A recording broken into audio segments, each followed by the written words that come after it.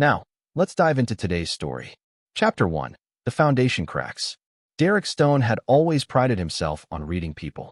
12 years in Army Special Operations had taught him to spot deception from a mile away, to notice the subtle tells that revealed when someone was lying, planning, or about to betray. Yet somehow, he'd missed the signs in his own home for months. The 38-year-old security consultant sat in his black Tahoe outside the Whitmore estate, watching through the ornate windows as his wife Victoria laughed with her tennis instructor, Trevor Ashford. Their body language told a story Derek's trained eye could no longer ignore. The way Trevor's hand lingered on Victoria's lower back during their lesson, how she leaned into him when she thought no one was watching, the intimate whispers that had nothing to do with backhand techniques. Derek had built his life with military precision after leaving the service 5 years ago. His security firm, Apex Protection, specialized in high-profile clients who needed more than standard corporate security. Politicians, celebrities, CEOs, people with secrets worth protecting and enemies worth neutralizing. He was good at what he did, very good, which is how he'd met Victoria at a charity gala where he was providing security. Victoria Whitmore came from old money, the kind that traced back 4 generations in Charleston. Her family owned textile mills, real estate, and had their fingers in half the city's major developments. She was beautiful in that polished, untouchable way that attracted men like moths to flame. Derek had been different. He hadn't chased her. Maybe that's what caught her attention initially. Their courtship had been a whirlwind. Victoria was 29, he was 33, and she claimed she was tired of the spoiled rich boys her mother constantly paraded in front of her. She wanted someone real, someone who'd actually accomplished something beyond inheriting money. Derek's decorated military record and growing business impressed even Eleanor Whitmore, Victoria's formidable mother, though she made it clear Derek would always be beneath their social standing. The marriage had been good for 3 years.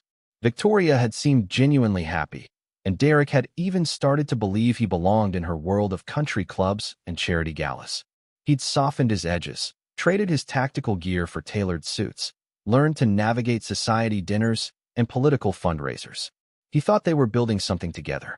But Derek's instincts, honed by years of combat and survival, began picking up anomalies 6 months ago.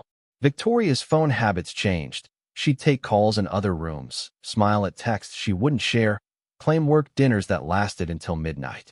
She'd started going to the country club more frequently, always mentioning how her tennis game was improving under Trevor's guidance.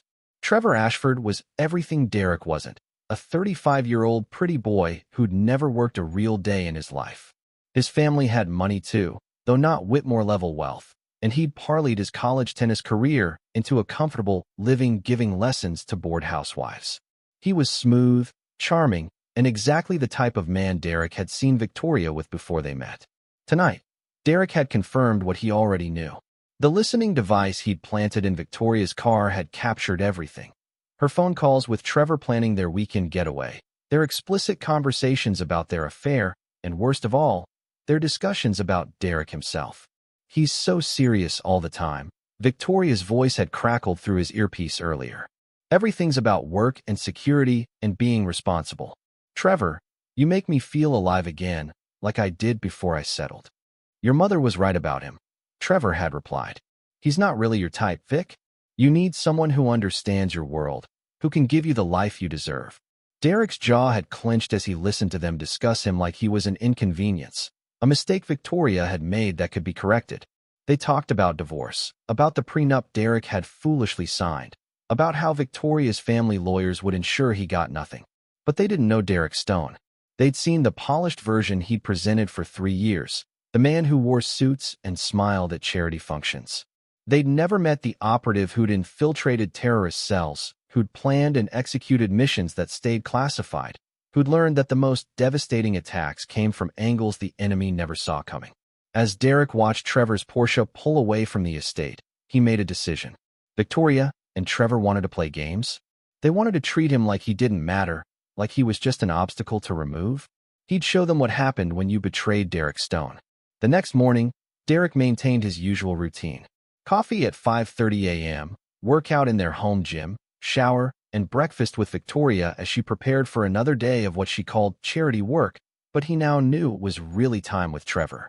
"Good morning, beautiful," he said, kissing her cheek as she scrolled through her phone at the kitchen island. Victoria barely looked up. "Morning. I've got tennis at 10, then lunch with the foundation board. I'll be home late. We're planning the fall gala." Derek nodded, buttering his toast with calm precision. "Trevor still working with you on your serve?" Victoria murmured, not catching the edge in his voice. "He says I'm improving rapidly." "I'm sure you are."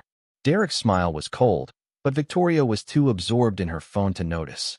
"I'll be at the office most of the day. New client wants a full security assessment." After Victoria left, Derek sat in his study, surrounded by the trappings of the life he'd built. Military commendations on the walls, photos from his wedding, certificates from his security firm. All of it felt like a lie now, a costume he'd worn while his wife made a fool of him. But Derek Stone didn't get mad. He got methodical. He opened his laptop and began to work.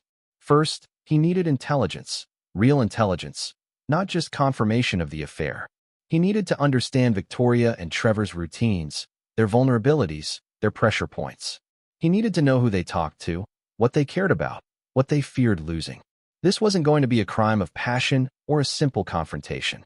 This was going to be warfare, and Derek Stone had never lost a war. Chapter 2. Intelligence Gathering. 3 weeks into his covert operation, Derek had assembled a comprehensive dossier on his targets. His home office had transformed into a command center, though he was careful to maintain the appearance of normal business operations. His legitimate clients provided perfect cover for his activities. Surveillance equipment, background checks, and intelligence gathering were all part of his daily work. Trevor Ashford was even more pathetic than Derek had initially assessed. The man had never held a real job, living off a trust fund his grandfather had established and supplementing it with tennis lessons for wealthy women. His apartment in downtown Charleston was paid for by his family, his Porsche was leased through his father's business, and he owed money to several high-end establishments around the city. More importantly, Trevor had a gambling problem. Derek had discovered the man's weekly poker games with some unsavory characters who operated out of a warehouse near the docks. Trevor was into them for nearly $50,000, a fact he'd carefully hidden from everyone in his social circle, including Victoria. Victoria's secrets ran deeper than Derek had imagined. While she played the dutiful daughter and socialite wife, she'd been skimming money from 3 different charity organizations she helped manage. Nothing major, $5,000 here, $10,000 there, but enough to fund her expensive shopping habits and weekend getaways with Trevor. She was careful, using her access to redirect small amounts into accounts her mother didn't monitor. But the most valuable intelligence Derek had gathered came from an unexpected source. Margaret Shun, Eleanor Whitmore's personal assistant for the past 15 years. Margaret had watched Victoria grow up, had seen her previous affairs, and had grown increasingly disgusted with the family's treatment of Derek. "Your wife has always been selfish," Margaret had confided during what appeared to be a chance encounter at a coffee shop near Derek's office. "But you've been good to her, good to the family. What she's doing now, it's wrong." Margaret had been more helpful than she probably realized. She'd confirmed that Eleanor was actively encouraging Victoria's affair, seeing Trevor as a more suitable match for her daughter.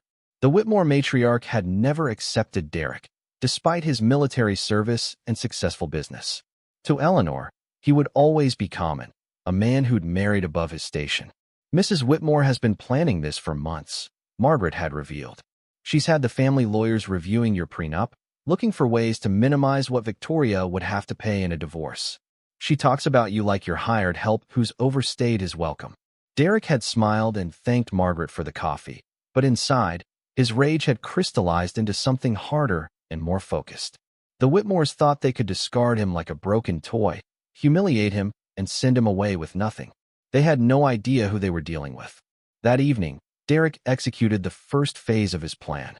Using techniques he'd learned in military intelligence, he'd gained access to Trevor's email accounts, banking records, and social media.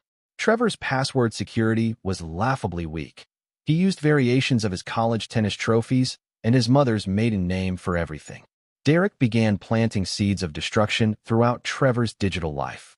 A few altered bank statements here, some modified email exchanges there, nothing dramatic enough to be immediately noticed, but enough to create problems down the line. He also began documenting every financial transaction between Trevor and his gambling associates, building a comprehensive record of the man's debts and the increasingly threatening messages he was receiving. For Victoria, Derek's approach was more subtle. He began intercepting her communications with the charity organizations, carefully documenting her financial irregularities. He also started creating doubt in her relationship with Trevor, using spoofed messages and altered communications to make it appear that Trevor was interested in other women. The beauty of psychological warfare was that the targets often destroyed themselves once the right pressure was applied. Derek's opportunity to accelerate his timeline came when Victoria announced she was going on a girls' weekend to Hilton Head with her college roommates. Derek's surveillance confirmed she was actually planning a romantic getaway with Trevor at a luxury resort. They'd booked separate rooms, but planned to spend the weekend together, away from prying eyes. This gave Derek the perfect window to execute phase 2 of his operation. On Friday afternoon, Derek called in a favor from his military days. Marcus Rivera had served with Derek in Afghanistan and now worked private security in Atlanta. More importantly, Marcus specialized in the kind of operations that required plausible deniability. "I need a favor, hermano," Derek had said during their encrypted call. "Nothing permanent, nothing that leaves marks, but I need someone to have a very educational conversation with a gambling addict who thinks he's untouchable." Marcus had chuckled. "How educational are we talking?" "Educational enough that he understands his situation has changed. Educational enough that he realizes he's been playing in a much more dangerous game than he thought." While Victoria and Trevor were at their romantic getaway, Derek implemented his plan. Marcus and 2 associates paid Trevor's apartment a visit, not to harm him, but to conduct a thorough search and plant several items that would prove problematic later. They also left evidence that Trevor's gambling debts had been sold to a much more serious collection agency, one that didn't negotiate payment plans. For Victoria, Derek's approach was more psychological. He arranged for her to receive a series of anonymous messages at the resort, photos of Trevor with other women, financial records showing his gambling debts, and documents suggesting he was only interested in her for her money. The messages were carefully crafted to make Victoria question everything about her relationship with Trevor without revealing Derek's involvement. By Sunday evening, when Victoria returned from her weekend, she was visibly shaken. Trevor had spent most of the weekend on his phone, dealing with what he claimed were business emergencies, but which Victoria now suspected were other women. The anonymous messages had done their work, planting seeds of doubt and paranoia. Derek greeted his wife at the door with flowers and a warm smile. "How was your weekend with the girls? You look tired." Victoria's response was distant, distracted. "It was fine. Just a lot of drama. You know how women can be when they get together." That night, as Victoria lay in bed beside him, Derek could practically hear her mind racing. She was beginning to question Trevor, beginning to wonder if the man she'd been risking her marriage for was worth the gamble. But Derek wasn't done. This was just the beginning. Chapter 3: The Trap Springs. 2 days after Victoria's return from Hilton Head, Derek received a call that accelerated his timeline dramatically. Margaret Chin's voice was urgent as she whispered into her phone from Eleanor Whitmore's study. "They're moving faster than expected," Margaret said. "Mrs. Whitmore called the lawyers this morning. She wants Victoria to file for divorce by the end of the week. She's convinced Victoria that you're having an affair with your secretary." Derek's grip tightened on his phone. He didn't have a secretary, but Eleanor was crafty enough to manufacture evidence if needed. "What else?" "There's going to be a family dinner Thursday night. Mrs. Whitmore plans to confront you then, publicly humiliate you in front of the extended family. She's invited Victoria's cousins, her brother, even some family friends. She wants witnesses to your disgrace." Derek smiled coldly. Perfect. Eleanor Whitmore wanted a public spectacle? She'd get one, just not the kind she was expecting. "Margaret, I need you to do something for me. Can you make sure the dinner is recorded? Tell Mrs. Whitmore you want to document the family gathering for posterity."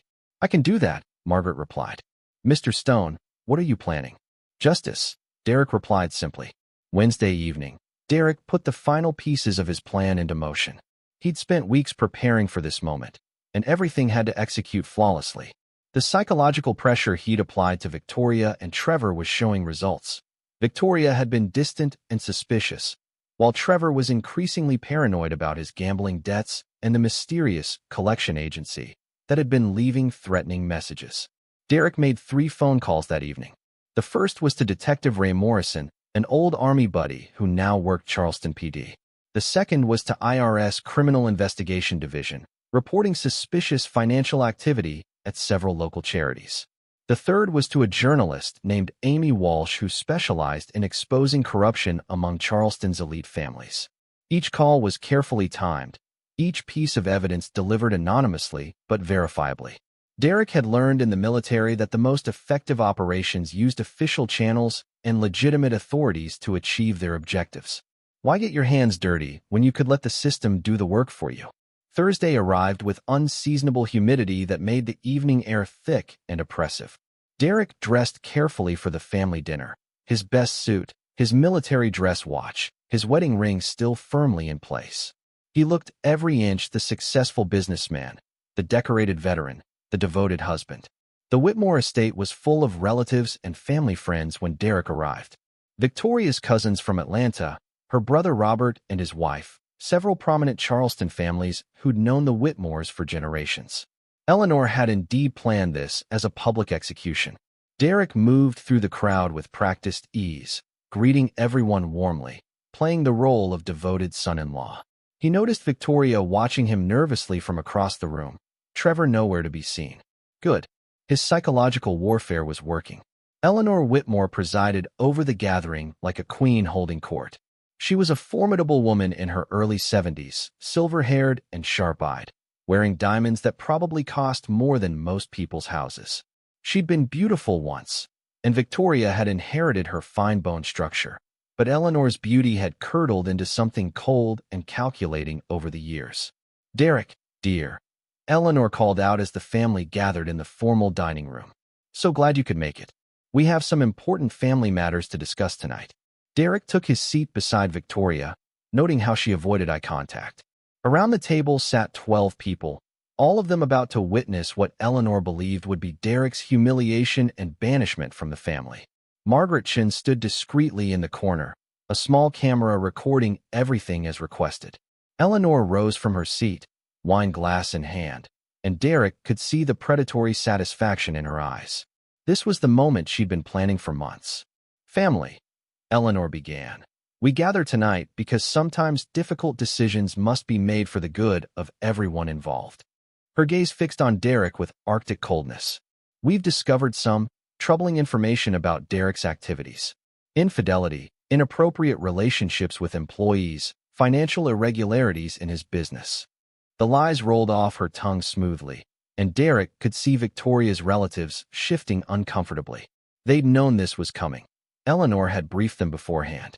"Therefore," Eleanor continued, building to her crescendo, "we're cutting all dead weight." She pointed directly at Derek with theatrical drama. "You're finished here. Pack your loser life and leave." Victoria, right on cue, added her own venom. "And I'm filing for divorce. You deserve nothing." The room fell silent, everyone staring at Derek, waiting for his reaction. Eleanor smiled triumphantly, believing she'd delivered the killing blow. Derek sat quietly for a moment, then slowly reached into his jacket pocket. Instead of the resignation letter or begging plea Eleanor expected, he withdrew his phone. "Interesting timing," Derek said calmly, his voice carrying clearly through the silent room. "Because I just received a call from Detective Morrison at Charleston PD. It seems they've received some very detailed information about financial irregularities at the Charleston Children's Foundation, the Historic Preservation Society, and the Arts Council." He looked directly at Victoria, who had gone pale. 3 organizations where someone has been embezzling funds for the past 2 years. Victoria's wine glass trembled in her hand. Derek continued, his voice never rising but somehow commanding the room's attention. "They've also received information about an illegal gambling operation downtown, including detailed records of everyone involved and their outstanding debts." He smiled at the empty chair where Trevor should have been sitting. "Speaking of which, where is Trevor tonight, Victoria? I heard he had some unexpected visitors this week." Eleanor's confident expression was cracking. "What are you talking about? What visitors?" "Oh, didn't Victoria tell you? Trevor's gambling debts were sold to some very serious people. The kind who don't send polite reminder notices." Derek's smile was cold as winter steel. I also find it interesting that the IRS received an anonymous tip about unreported income and tax evasion involving several prominent Charleston families. The color drained from Eleanor's face as the implications hit her. Derek stood slowly, straightening his jacket. You want to know about infidelity, Eleanor? About inappropriate relationships? He looked around the table at Victoria's relatives, all of whom were starting to realize this wasn't going according to plan.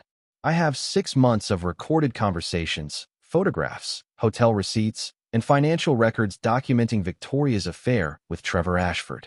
I also have evidence of your encouragement and planning of this entire scenario. Victoria's brother Robert spoke up nervously. Derek, maybe we should all calm down and discuss this privately. No. Derek cut him off sharply. Eleanor wanted a public confrontation, so let's have one. You wanted to humiliate me in front of the family? Let's talk about humiliation. Derek pulled out a tablet and began scrolling through photos. Here's Victoria and Trevor at the oceanfront resort last month. Here they are at his apartment on 17 different occasions. Here are the financial records showing Victoria's systematic theft from 3 charities. He set the tablet on the table where everyone could see. And here are the text messages between Victoria and Trevor discussing how they plan to destroy me in the divorce and take everything I've worked for. The room erupted in shocked murmurs and gasps. Victoria's cousins were staring at her in horror, while Robert was trying to process what he was hearing. Eleanor found her voice, but it was shakier now. You're lying. You're making this up because you're desperate. Derek's laugh was genuinely amused. Eleanor, I spent 12 years in Army Special Operations. I know how to gather intelligence, how to build cases, and how to destroy enemies. Did you really think I'd sit quietly while you and your daughter played your little games? He walked around the table slowly, like a predator circling wounded prey. You called me dead weight, Eleanor. You said I was finished. But here's what's actually finished. Victoria's access to the charity funds she's been stealing. Trevor's comfortable lifestyle funded by his family's money. And your family's reputation when all of this becomes public. Victoria finally found her voice, though it came out as a whisper. Derek, please, we can work this out. It doesn't have to be like this. Derek turned to face his wife, and everyone in the room could see the cold fury in his eyes. Work it out? Like you worked it out when you decided to betray me? When you and your mother planned to humiliate me and steal everything I've built? He leaned down so he was eye level with Victoria. You wanted a divorce, darling? Congratulations. You'll get one, but not the kind you planned. You see, I recorded this entire evening's conversation, including your mother's accusations and your own admissions. This will make excellent evidence in court, especially combined with the evidence of your adultery and theft. Eleanor was scrambling now, trying to regain control. You can't prove any of this. It's all speculation, and Derek's phone buzzed. He glanced at it and smiled. Actually, I can prove all of it. That was Detective Morrison. They've just arrested Trevor Ashford on charges related to illegal gambling operations. Apparently, when they searched his apartment, they found some very interesting financial documents and evidence of other criminal activities. The room fell dead silent. Derek straightened his tie and looked around the table one final time. You gave me an hour to pack, Eleanor. How generous. But I think I'll take my time. After all, I have a divorce to prepare for, evidence to catalog, and a reputation to rebuild after your groundless accusations. He smiled coldly. Oh, and Victoria? You might want to call a criminal defense attorney. The IRS tends to take charity fraud very seriously. As Derek walked toward the door, the room behind him erupted in chaos. Victoria was crying, Eleanor was shouting, and the relatives were demanding explanations. But Derek didn't look back.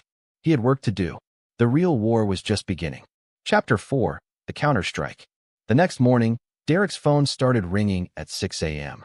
News traveled fast in Charleston's elite circles, especially when it involved scandal, arrests, and the IRS.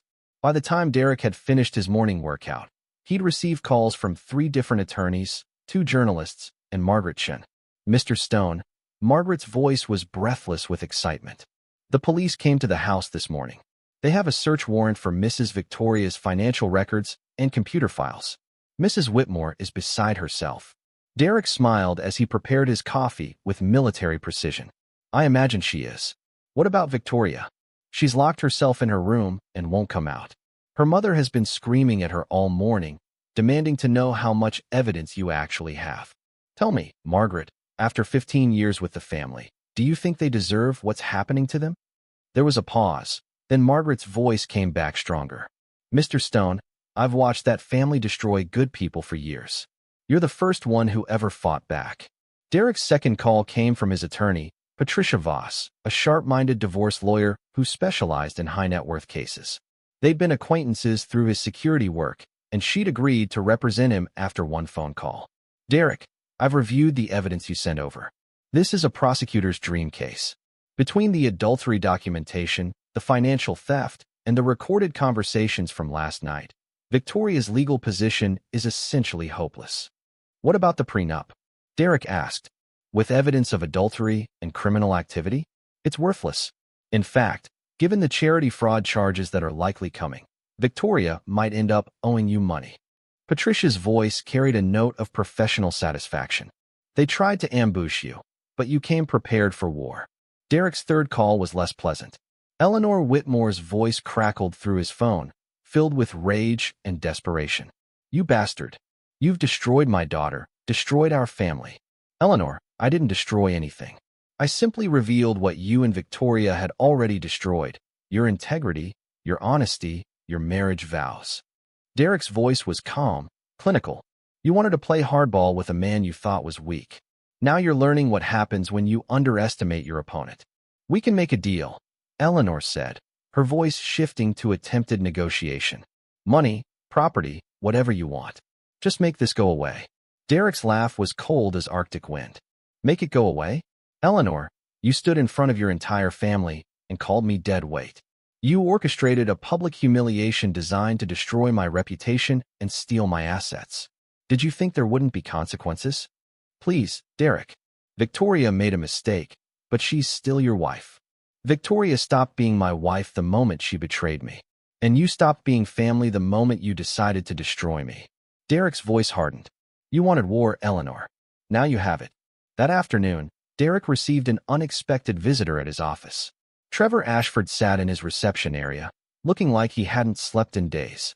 The man who'd been so confident, so smooth when stealing another man's wife, now looked broken and desperate. Derek let him wait for an hour before agreeing to see him. Trevor stumbled into Derek's office, his usual polish completely gone. His expensive clothes were wrinkled, his hair disheveled, and his hands shook as he spoke. You did this, Trevor said without preamble. The gambling charges, the search warrant, the collection agency, it was all you. Derek leaned back in his chair, studying Trevor like a biologist examining an interesting specimen. I did what, Trevor? Exposed your illegal gambling? Revealed your debts? Documented your affair with my wife? He smiled coldly. I didn't create any of that. I simply brought it to light. Those weren't real collection agents. That was you, your people. Can you prove that? Derek asked mildly. Because right now, you have much bigger problems. The police found some very interesting things in your apartment yesterday. Financial records, communication with bookies, evidence of other indiscretions. Trevor's face went white. What other indiscretions? Derek opened a file on his desk, pretending to review it. Let's see. There's Mrs. Patterson from the country club. Mrs. Hendricks from the yacht club. Oh, and that interesting relationship with Judge Morrison's wife. He looked up at Trevor with mock concern. Did you really think Victoria was your only client-turned-lover? You have a pattern, Trevor, and patterns are evidence. You're lying. Am I? Because I have photographs, Trevor. Hotels receipts. Text messages. You've been running quite the operation, haven't you? Seducing wealthy married women, documenting their affairs. Then what? Were you planning to blackmail them? Or just move from one to the next when you got bored? Trevor's silence was answer enough. Derek stood and walked to his window, looking out at Charleston's historic district. Here's what's going to happen, Trevor. You're going to plead guilty to the gambling charges. You're going to admit to your affair with Victoria in court. And you're going to disappear from Charleston permanently. And if I don't? Derek turned back to face him, and Trevor saw something in Derek's eyes that made him shrink back in his chair. If you don't, then all of your other affairs become public knowledge. Every woman, every hotel, every sordid detail. How do you think Judge Morrison will react when he learns about you and his wife? How about Mr. Patterson, Who owns half the construction companies in the city? Trevor's voice was barely a whisper. You'd destroy innocent people just to get to me? Innocent. Derek's laugh was harsh. Trevor, you've been destroying marriages and families for years. I'm just holding you accountable. He leaned forward, his voice dropping to a dangerous whisper. But if you're worried about innocent people getting hurt, then make the smart choice. Take the plea deal, admit your crimes, and leave town. Otherwise, your little black book becomes front-page news. After Trevor left, Derek allowed himself a moment of satisfaction. Phase 3 of his operation was proceeding perfectly. Trevor would take the plea deal. He had no choice. Victoria would face criminal charges for the charity fraud, and Eleanor would watch her family's reputation crumble in real time. But Derek wasn't finished. Not even close. That evening, he had dinner at the Charleston Country Club, the same place where he'd first met Victoria 5 years ago. He sat at the bar, nursing a whiskey, and watched the social dynamics play out around him. Word of the scandal was spreading through Charleston's elite circles like wildfire, and Derek could see the careful distances people were maintaining from anything connected to the Whitmore family. Amy Walsh, the investigative journalist Derek had contacted, approached him at the bar. She was a small woman with sharp eyes and a reputation for fearless reporting. Mr. Stone? I'm Amy Walsh from the Post and Courier. I was hoping we could talk. Derek gestured to the empty seat beside him. About what, Ms. Walsh?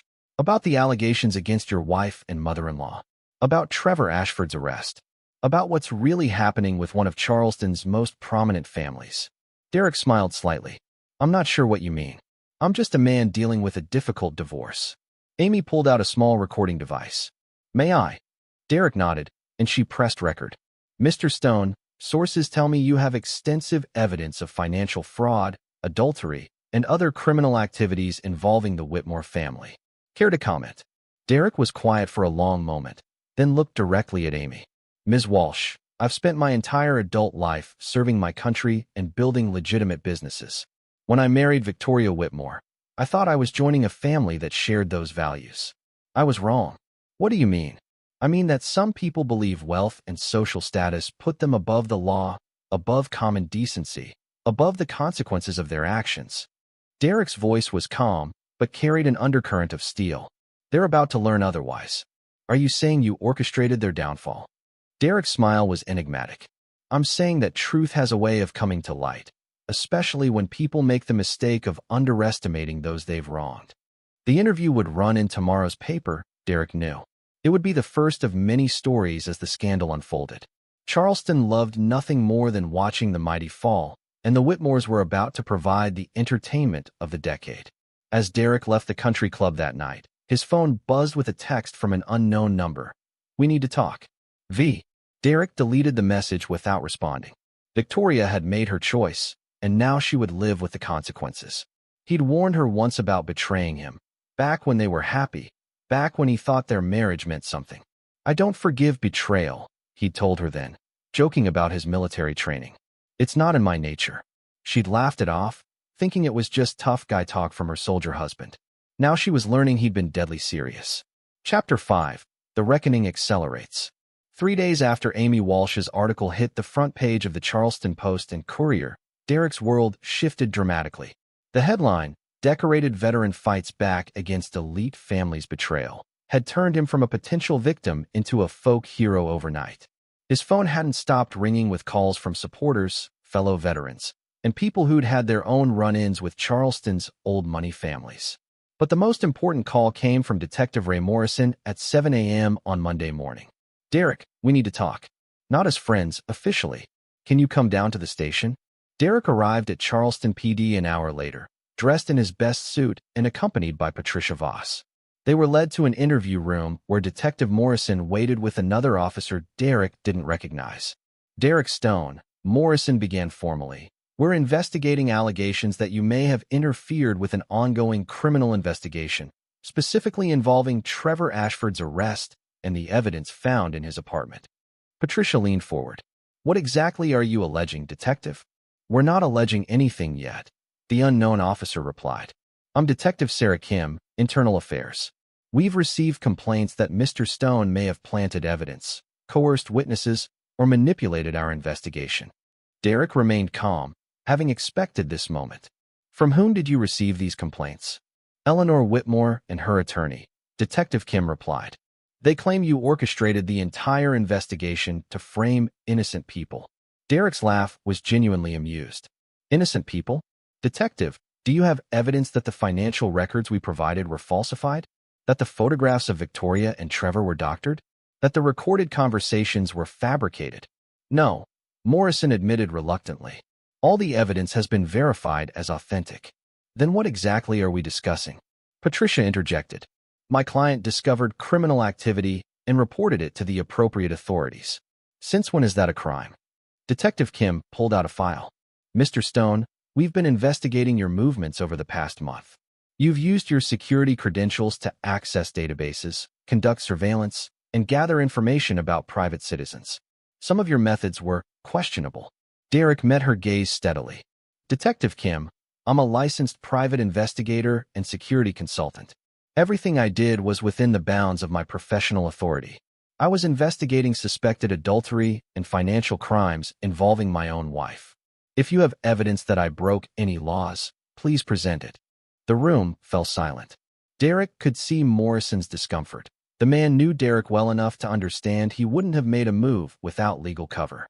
We also understand you may have used intimidation tactics against Mr. Ashford, Detective Kim continued. Intimidation? Derek's voice remained level. I had one conversation with Mr. Ashford in my office, with my attorney present. If he felt intimidated by being confronted with evidence of his crimes, that's not my responsibility. Patricia pulled out her own file. Detectives, my client has cooperated fully with your investigation.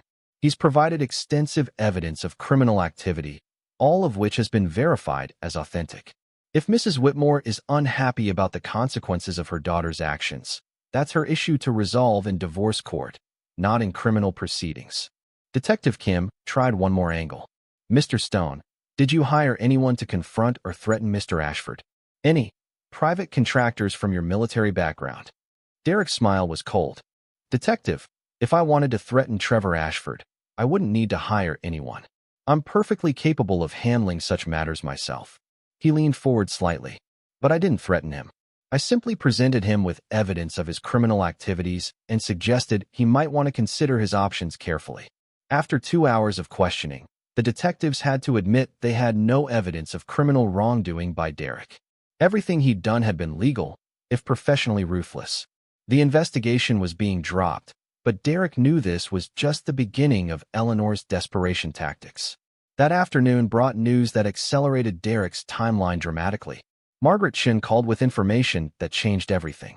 Mr. Stone, you need to know, Mrs. Whitmore is planning to flee the country. She's been liquidating assets, closing accounts, and making arrangements to leave for Switzerland by the end of the week. Derek's grip tightened on his phone. What about Victoria? She's refusing to go? They've been fighting constantly. Mrs. Victoria knows that running would make her look guilty, and she still thinks she can salvage the situation through the courts. And the IRS investigation? They're moving faster than expected. Agent Jennifer Cole called this morning. They want to interview Mrs. Victoria tomorrow about the charity funds. Derek made 3 phone calls immediately after hanging up with Margaret. The first was to Patricia Voss, alerting her to Eleanor's flight plans. The second was to a contact at the Treasury Department who specialized in tracking international financial crimes. The third was to Amy Walsh. Ms. Walsh, how would you like an exclusive on a story that's about to get much bigger? What kind of bigger? The kind where prominent Charleston families attempt to flee the country to avoid federal prosecution. Amy's voice sharpened with interest. When and where? Charleston Executive Airport, Thursday evening.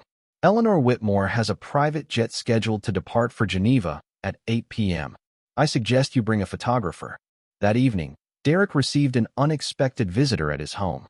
Victoria stood on his doorstep, looking older than her 32 years, wearing simple clothes instead of her usual designer outfits. Her eyes were red from crying, and she looked genuinely broken. Derek, please, can we talk? Against his better judgment, Derek let her in. They sat in the living room where they'd spent 3 years of marriage, surrounded by photos and mementos of their life together. I know you hate me, Victoria began, her voice barely above a whisper. I know I destroyed everything, and I know I don't deserve forgiveness. But please, can you call off the investigation? My mother. She's not thinking clearly. She's going to run, and that will make everything worse. Derek studied his wife, soon-to-be ex-wife, with clinical detachment. Victoria, your mother orchestrated a campaign to destroy me publicly, steal my assets, and humiliate me in front of your entire family. Why would I help her now? Because despite everything, you're a good man. You're better than us, better than this whole mess. Victoria's tears were real, Derek could tell. I made a terrible mistake with Trevor. I was bored, I was stupid, and I destroyed the best thing in my life. But my mother, she's 72 years old, Derek. Federal prison will kill her. Derek was quiet for a long moment, then asked, where's Trevor now? Gone. He took the plea deal this morning and left Charleston. He won't be back. And the charity money? Victoria's voice was small. I'll pay it all back. Every penny, with interest. I'll sell my jewelry, my car, whatever it takes. Derek stood and walked to the window, looking out at the garden Victoria had lovingly maintained. Victoria, do you remember what I told you about betrayal when we first got married? You said you don't forgive it. That's right. I don't forgive betrayal, and I don't forget it. He turned back to face her. You and your mother declared war on me. You tried to destroy my reputation, steal my assets, and publicly humiliate me. Did you think there wouldn't be consequences? Please, Derek. I'm begging you. Derek's voice was flat, emotionless. You should have thought about consequences before you betrayed me. You should have thought about your mother before you let her orchestrate this campaign. You should have thought about our marriage before you decided Trevor Ashford was worth more than the man who loved you. Victoria broke down completely, sobbing into her hands. I know I destroyed everything. But please, show mercy. Be the bigger person. Derek felt nothing as he watched her cry. The woman he'd loved, the woman he'd built a life with, had chosen to betray him. She'd chosen to participate in her mother's scheme to destroy him. She'd made her decision, and now she had to live with it. Victoria, get out of my house. Derek, please. Get out. Derek's voice carried the authority of a man accustomed to being obeyed. You made your choice. Now live with it. After Victoria left, Derek sat alone in his living room, surrounded by the remnants of a life that had been a lie. Tomorrow, Eleanor Whitmore would attempt to flee the country. Tomorrow, the federal investigation would accelerate. Tomorrow, the scandal would reach new heights. But tonight, Derek Stone was exactly where he wanted to be, in control, with his enemies scattered and desperate, justice finally being served. The war was almost over, and Derek had won. Chapter 6. The Net Closes. Thursday evening arrived with the kind of dramatic weather that seemed fitting for the culmination of Derek's carefully orchestrated campaign. Storm clouds gathered over Charleston as Derek positioned himself in the parking garage across from Charleston Executive Airport, watching through high-powered binoculars as Eleanor Whitmore's plan unfolded. Amy Walsh and her photographer were hidden behind maintenance vehicles near the private jet terminal. Patricia Voss sat in her car with documentation ready to file emergency injunctions if needed. Detective Morrison waited in an unmarked car, though Derek suspected he wouldn't be needed.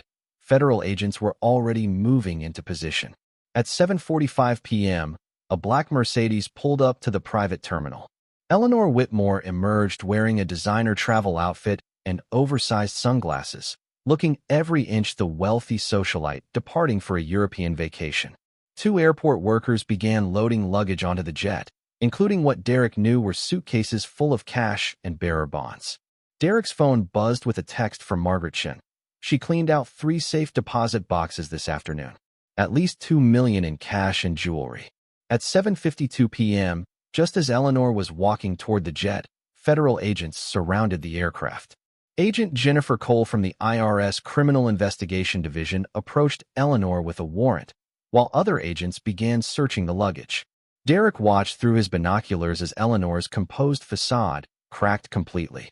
She was arguing with the agents, gesturing wildly, clearly demanding to speak with her lawyers. The photographer Amy had brought was capturing everything from multiple angles. Derek's phone rang. Patricia Voss's voice was excited. Derek, they found over $3 million in cash and unregistered securities in her luggage. She's being arrested for money laundering, tax evasion, and attempting to flee prosecution. What about Victoria? She's at the family estate with her own team of federal agents. They're executing search warrants for all the charity accounts and financial records. This is bigger than we thought, Derek. Much bigger. As if summoned by Patricia's words, Derek's phone rang again. This time it was Detective Morrison. Derek, you need to know, the federal investigation has uncovered a lot more than charity fraud. Eleanor Whitmore has been running financial schemes through those nonprofits for over a decade. Money laundering, tax evasion, fraudulent contracts with city government. This isn't just about Victoria's affair anymore. Derek felt a moment of surprise. He'd focused on Victoria's recent thefts, but apparently Eleanor had been using the charities as fronts for much larger crimes. How much are we talking about? Preliminary estimates suggest over $15 million in fraudulent activity over the past 10 years. Derek, your wife's family isn't just wealthy, they're criminals. And your evidence broke the whole thing open. An hour later, Derek sat in his study watching the news coverage of Eleanor's arrest. The story had exploded beyond Charleston. National news networks were picking up the tale of the decorated veteran who'd exposed a massive financial conspiracy after his wife's betrayal. Derek's phone rang constantly with interview requests, book deal offers, and messages of support from fellow veterans. But the call that mattered most came at 10 p.m. from Margaret Shen. Mr. Stone, Mrs. Victoria wants to meet with you tomorrow. She says she has information that might help reduce her mother's charges, but she'll only discuss it with you. Derek considered this. Victoria was clearly desperate, looking for any way to minimize the catastrophe that had engulfed her family. But Derek was curious about what information she thought she possessed that would matter to him now. Tell her I'll meet with her at my attorney's office at 2 p.m. tomorrow. Patricia Voss will be present, and the conversation will be recorded. Yes, sir. Mr. Stone, may I say something? Of course, Margaret. In 15 years with that family, I watched them destroy people without a second thought. They treated everyone as disposable, including you. Watching them face consequences for once. It's justice, sir. Real justice. The next morning brought headlines that exceeded even Derek's expectations. Charleston socialite arrested in $15 million fraud scheme, and veterans' divorce reveals massive financial conspiracy.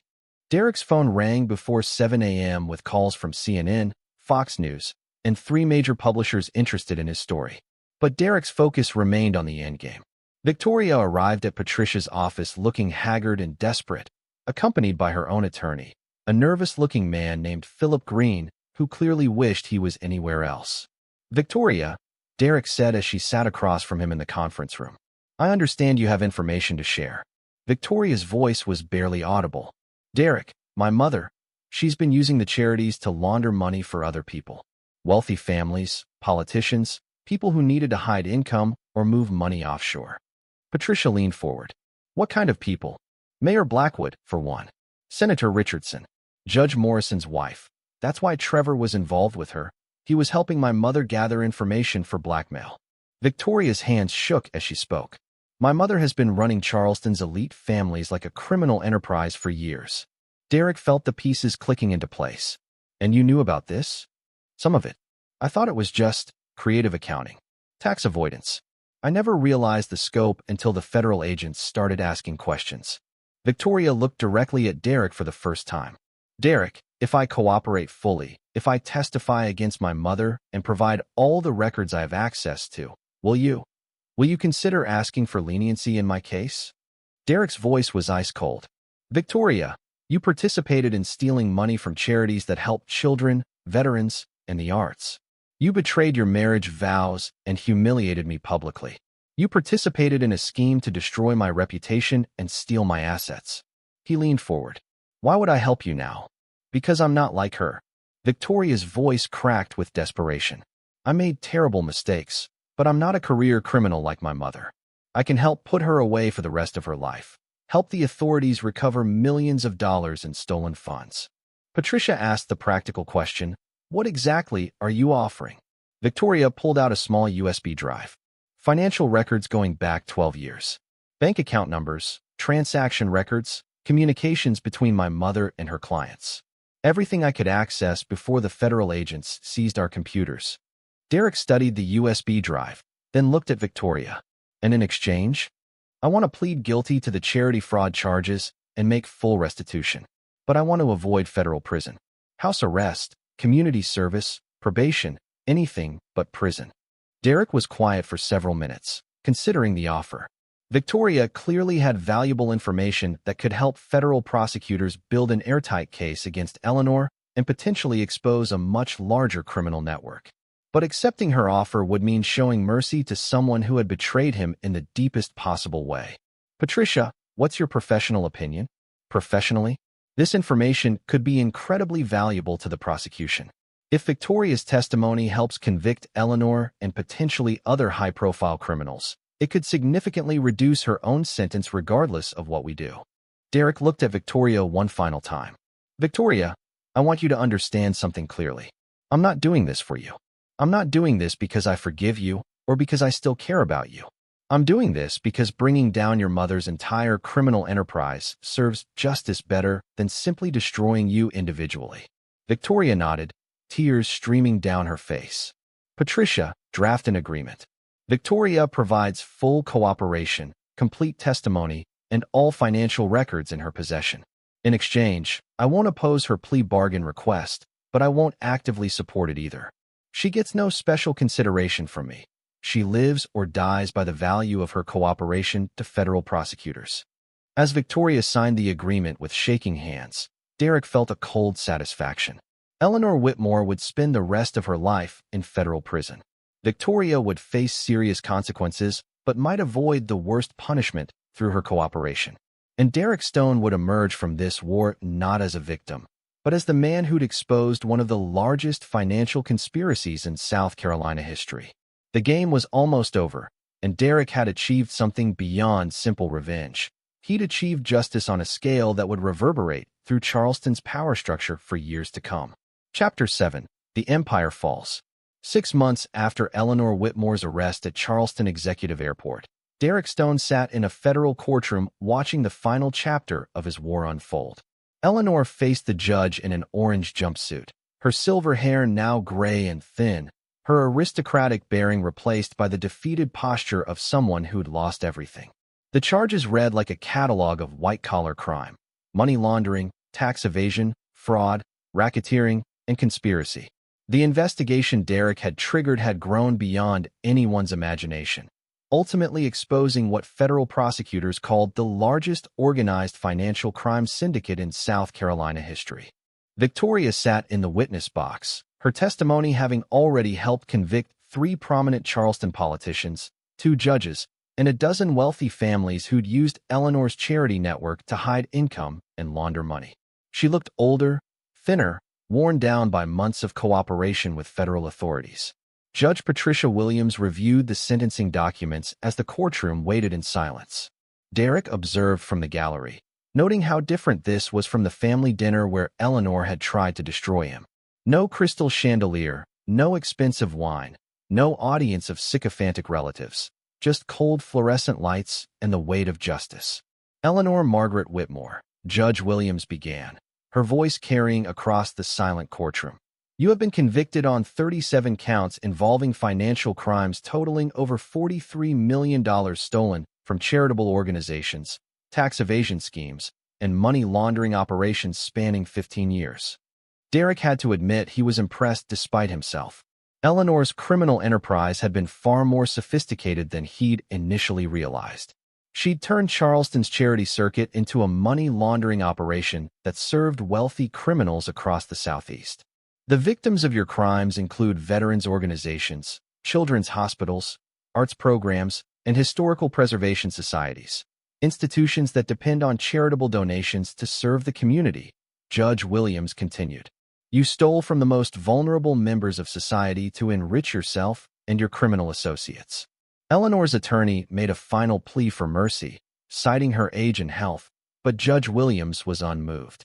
Mrs. Whitmore, you showed no mercy to the children who needed medical care, the veterans who needed support, or the artists who needed funding.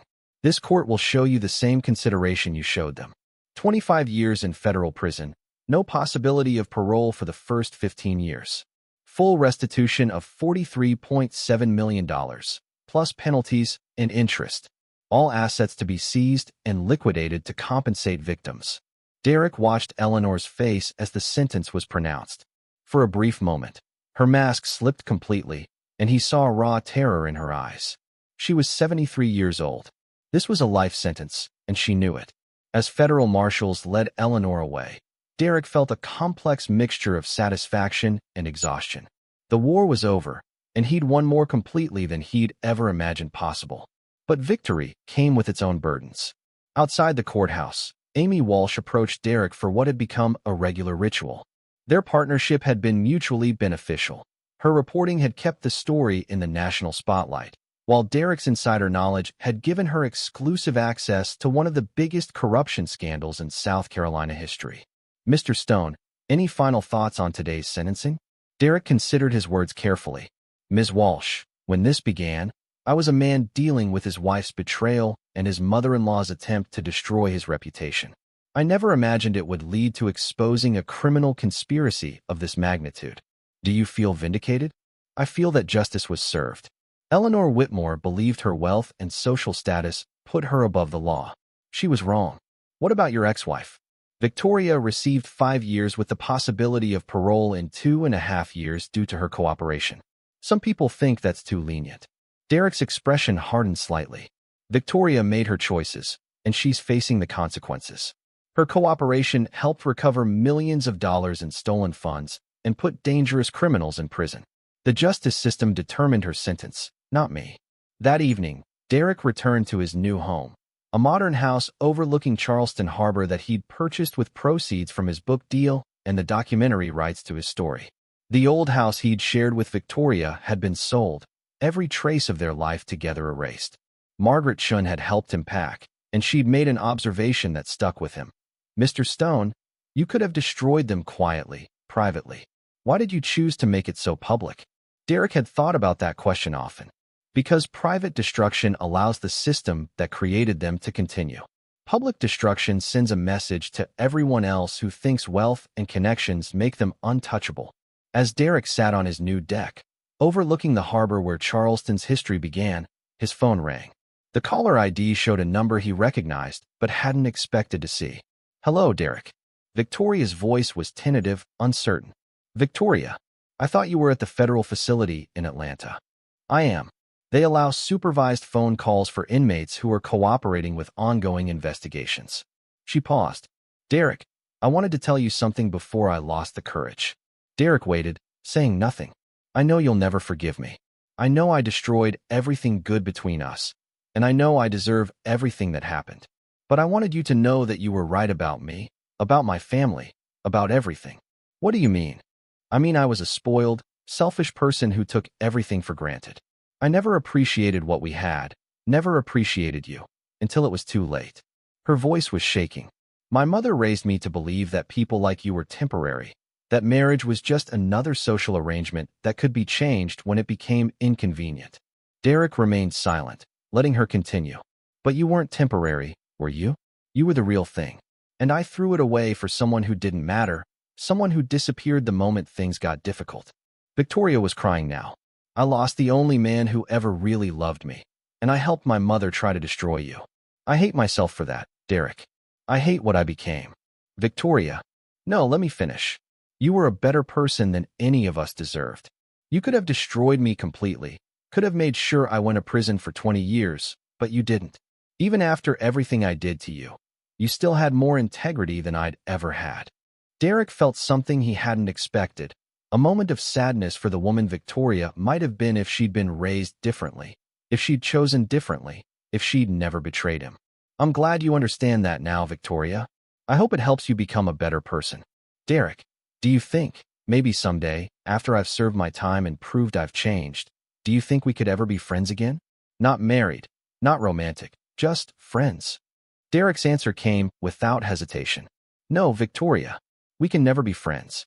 What you did to me, what you and your mother tried to do to me, isn't something friendship can survive. Some betrayals are permanent. He could hear her sobbing on the other end of the line. I wish you well, Victoria. I hope you find peace and become the person you should have been all along. But you and I are finished forever. Derek hung up the phone and sat quietly as the sun set over Charleston Harbor. He'd achieved total victory in his war against the Whitmores, but victory had required him to become someone harder, colder, more ruthless than he'd been before. The man who'd loved Victoria unconditionally was gone, replaced by someone who understood that some betrayals could never be forgiven, some relationships could never be repaired. The final chapter of Derek Stone's war was yet to be written, but one thing was certain. He would never again be vulnerable to the kind of betrayal that had started this entire campaign. He'd learned that mercy was often mistaken for weakness, that forgiveness could be seen as permission to transgress again. Derek Stone had become exactly what his enemies had forced him to become, a man without mercy for those who betrayed him, a man who never forgot and never forgave. And in Charleston's elite circles, that reputation would serve him well for the rest of his life. Chapter 8. New Foundations. 2 years after Eleanor Whitmore's sentencing, Derek Stone had become something he'd never intended to be, a symbol. Veterans groups invited him to speak about standing up to corruption. Fraud investigators sought his expertise on financial crimes. Publishers competed for his next book deal. He'd inadvertently built a career out of the destruction of his marriage. Derek's security firm, Apex Protection, had grown exponentially. His reputation for ruthless thoroughness in exposing corruption attracted clients from across the Southeast. Politicians vetted their opponents through his firm. Corporations hired him to investigate suspected embezzlement. Wealthy individuals sought his services when they suspected their spouses of adultery. He'd become the man you called when you needed someone destroyed professionally and legally. On a humid Thursday morning in July, Derek sat in his expanded office reviewing a case file when his assistant announced an unexpected visitor. Margaret Chin stood in his doorway, looking older but somehow more at peace than she had during her years with the Whitmores. "Mr. Stone, I hope you don't mind me stopping by without an appointment." "Margaret, you're always welcome here. Please, sit down." Derek gestured to the chair across from his desk. "How are you adjusting to retirement?" Margaret had received a substantial reward from the federal government for her assistance in the Whitmore investigation. She'd used the money to buy a small house near the coast and was reportedly writing a memoir about her years working for Charleston's elite families. "I'm doing well, thank you. But I'm here about something concerning." Margaret's expression grew serious. "Mr. Stone, Victoria is being released from federal prison next month." Derek felt a familiar coldness settle in his chest. "I see. Early release for good behavior and cooperation." "Yes, but that's not why I'm here." Margaret leaned forward. "Mr. Stone, Victoria's been writing to you. Letters that were intercepted by prison officials because they violated the restraining order you obtained." Derek's jaw tightened. The restraining order had been Patricia Voss's idea, designed to prevent Victoria from contacting him during her incarceration. "What kind of letters?" "Obsessive ones. She's convinced herself that what happened was all her mother's fault, that you and she were victims of Eleanor's manipulation. She believes that once she's free, you two can reconcile." Derek stood and walked to his window, looking out at Charleston's bustling downtown. "Margaret, Victoria made her choices. She wasn't a victim. She was a willing participant in everything that happened. I know that, and you know that. But Victoria has spent 2 years in prison creating a fantasy where she's the wronged party, where her mother forced her into the affair and the financial crimes." Margaret's voice carried a note of warning. "Mr. Stone, I think she's planning to contact you directly once she's released. The restraining order will expire automatically unless you renew it. And even if you do, Victoria comes from a family that believed rules didn't apply to them. Prison may have changed her circumstances, but I don't think it changed her fundamental nature." Derek considered this information. He'd assumed Victoria's chapter in his life was closed, that her prison sentence would give her time to accept reality and move on. Apparently, he'd been wrong. "What exactly are you suggesting, Margaret?" "I'm suggesting you need to be prepared for Victoria to re-enter your life, whether you want her to or not. And I'm suggesting she may not be as reformed as her prison counselors believe." That afternoon, Derek called Patricia Voss to discuss renewing the restraining order. Patricia had since become one of Charleston's most prominent divorce attorneys, largely due to the publicity from the Whitmore case. "Derek, I can certainly renew the order, but Margaret's right to be concerned. Victoria's letters suggest someone who hasn't accepted responsibility for her actions. She's created a narrative where she's the victim, and that's dangerous." "Dangerous how?" "Because people who see themselves as victims feel justified in taking extreme actions to correct the injustice they believe they've suffered." Patricia's voice carried professional concern. "Derek, in my experience, The most dangerous ex-spouses are the ones who refuse to accept that the relationship is over. That evening, Derek reviewed the security at his home and office. He'd maintained military-grade security systems since the beginning of his war with the Whitmores, but complacency was dangerous. He updated his protocols, briefed his staff, and made sure his personal protection measures were current. But Derek's real concern wasn't his physical safety. It was the possibility that Victoria might try to rehabilitate herself publicly by claiming she'd been manipulated and abused. The narrative of the wronged wife seeking reconciliation with her noble husband could be appealing to a media that loved redemption stories. Derek wouldn't allow Victoria to rewrite history or claim victim status for choices she'd made freely. 2 weeks later, Derek's concerns proved justified. Amy Walsh called with disturbing news. Derek, Victoria Whitmore was released from prison yesterday. She's already reached out to 3 different media outlets offering to tell her real story about the scandal and her marriage to you. What kind of real story? The kind where she was an abused wife controlled by a domineering mother and manipulated into an affair by a predatory tennis instructor. The kind where she spent 2 years in prison reflecting on her mistakes and is now ready to rebuild her life with the man she never stopped loving. Derek's laugh was cold. She's trying to manipulate public opinion. It's more than that, Derek. She's hired a publicist and a crisis management firm. This isn't just about rehabilitation. She's planning a full media campaign to rewrite the narrative of what happened. Derek hung up the phone and sat quietly in his study, thinking through the implications.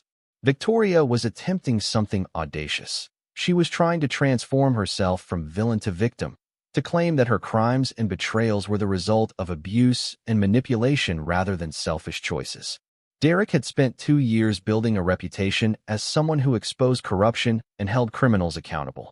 Victoria was now threatening to undermine that reputation by claiming he'd been the real villain all along.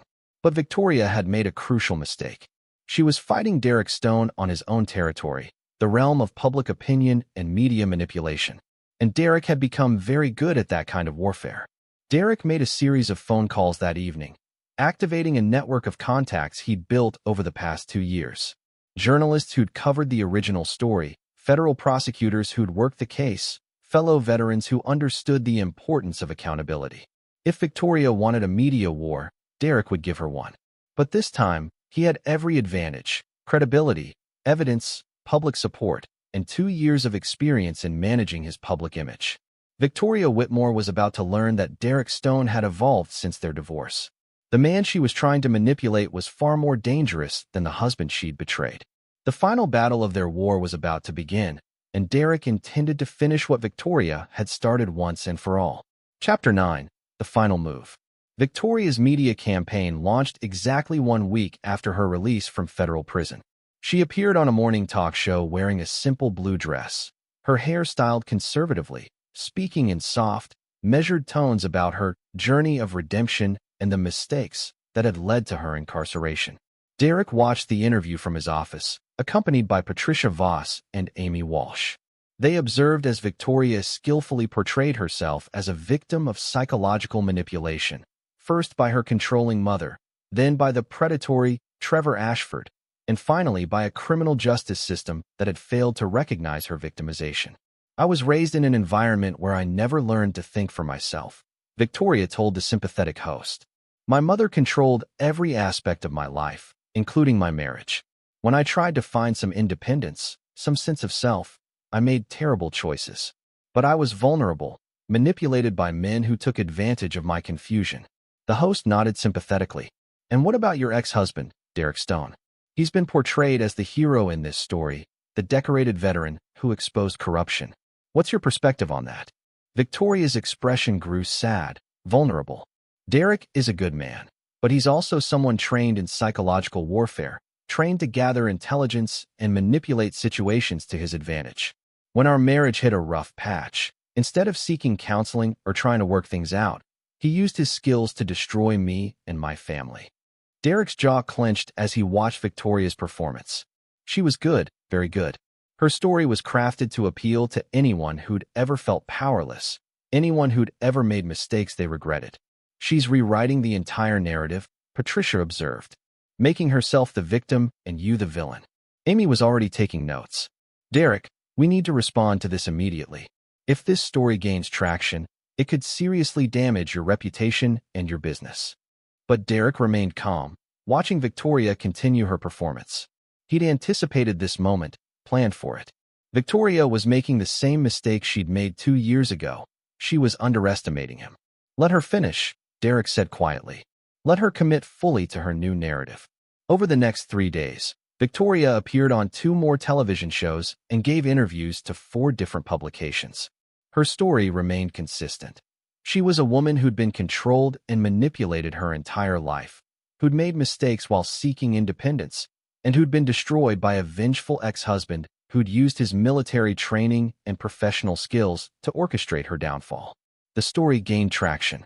Social media buzzed with discussions about domestic psychological abuse, about the power dynamics in marriages between strong men and sheltered women, about whether Derek Stone had gone too far in his quest for revenge. Some veterans groups began questioning their support for Derek. Women's advocacy organizations started viewing Victoria as a potential poster child for subtle forms of domestic abuse. Derek's speaking engagements were quietly canceled, and 2 major clients postponed their contracts pending the outcome of the controversy. Victoria's strategy was working. On Thursday morning, Derek held a press conference. The media turnout was substantial. Reporters from national networks, local journalists, bloggers, and social media influencers all gathered in the conference room at Derek's office. Derek took the podium wearing his best suit, his military bearing evident, his expression serious but controlled. He looked every inch the decorated veteran and successful businessman he'd become. Ladies and gentlemen, I've called this press conference to address the recent claims made by my ex-wife, Victoria Whitmore Stone, regarding our marriage and the subsequent criminal investigation that led to her conviction and imprisonment. Derek paused, allowing the cameras to capture his composure. Mrs. Stone has claimed that she was a victim of psychological manipulation and domestic abuse during our marriage. She suggested that I used my military training and professional skills to control and ultimately destroy her. These claims are serious, and they deserve a serious response. Derek gestured to Patricia Voss, who handed him a thick folder. This folder contains documentation that will refute every claim Mrs. Stone has made. But before I present this evidence, I want to say something about the nature of accountability and consequences. Derek's voice carried clearly through the silent room. 2 years ago, Mrs. Stone participated in a scheme to publicly humiliate me, steal my assets, and destroy my reputation. When that scheme failed, she and her mother escalated to criminal activity, charity fraud, money laundering, and tax evasion totaling over $40 million. These weren't mistakes made by a confused, manipulated woman. These were deliberate criminal acts committed by someone who believed her wealth and social status put her above the law. Derek opened the folder and began displaying documents on the screens behind him. These are financial records showing Mrs. Stone's systematic theft from 3 charitable organizations over a 2-year period. These thefts began before her affair with Trevor Ashford, contradicting her claim that she was driven to crime by emotional confusion. The next set of documents appeared on screen. These are recorded conversations between Mrs. Stone and Mr. Ashford, discussing their plans to manipulate divorce proceedings to maximize Mrs. Stone's financial gain. In these conversations, Mrs. Stone displays detailed knowledge of financial fraud and money laundering techniques that she claims to have learned from her mother. Derek's voice grew harder. These recordings also contain Mrs. Stone's own words describing me as too trusting and easy to manipulate because of my military Boy Scout mentality. She and Mr. Ashford laugh about how I had no idea what they were planning. The room buzzed with murmurs as reporters reviewed the evidence. Derek continued relentlessly. But the most damaging evidence isn't financial. It's personal. New documents appeared on screen: emails, text messages, social media posts. These communications show Mrs. Stone's affairs weren't limited to Trevor Ashford. Over the 3 years of our marriage, she had intimate relationships with at least 6 different men, including 2 married men whose wives remain unaware of their husband's infidelity.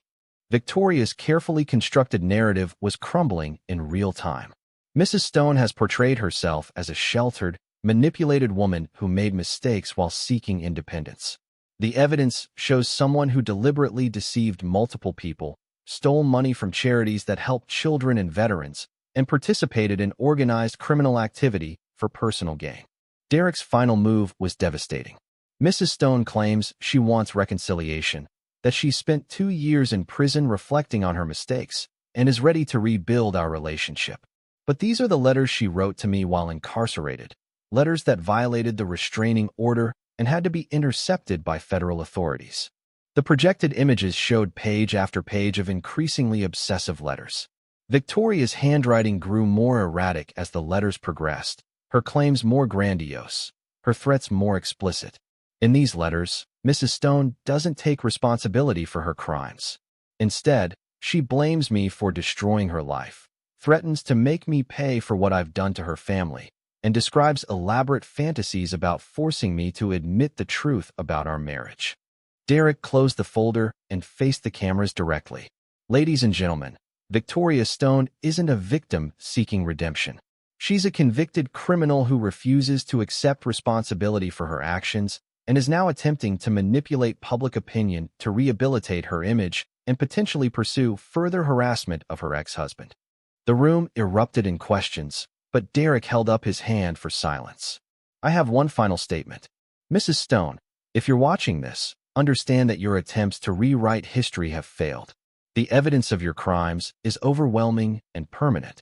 Your claims of victimization are contradicted by your own words and actions. Your fantasy of reconciliation is never going to become reality. Derek's voice carried the full authority of someone who'd fought and won battles that mattered. You declared war on me 2 years ago. I won that war completely and decisively. If you choose to continue this conflict, you will lose again, just as thoroughly as you lost before. I suggest you focus on rebuilding your life away from Charleston, away from me, and away from the cameras. Derek left the podium without taking questions, but the evidence he'd presented spoke for itself. By evening, the story had shifted completely. Victoria's victim narrative collapsed under the weight of documentation, recorded conversations, and evidence of ongoing criminal thinking. The media that had initially shown sympathy for Victoria now portrayed her as a manipulative ex-convict attempting to gaslight the public. Women's advocacy groups distanced themselves from her story once they saw evidence of her multiple affairs and deliberate criminal activity. Veterans organizations reaffirmed their support for Derek. Victoria's publicist and crisis management firm dropped her as a client within 48 hours. 3 days later, Derek received a call from Detective Morrison. Derek, Victoria Stone was arrested this morning attempting to enter your neighborhood. She was carrying a handgun and had materials suggesting she was planning to confront you directly. Derek felt no surprise, only a cold satisfaction that his instincts had been correct. What are the charges? Violation of the restraining order, illegal possession of a firearm by a convicted felon, and attempted stalking.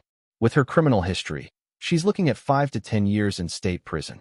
Derek hung up the phone and sat quietly in his study.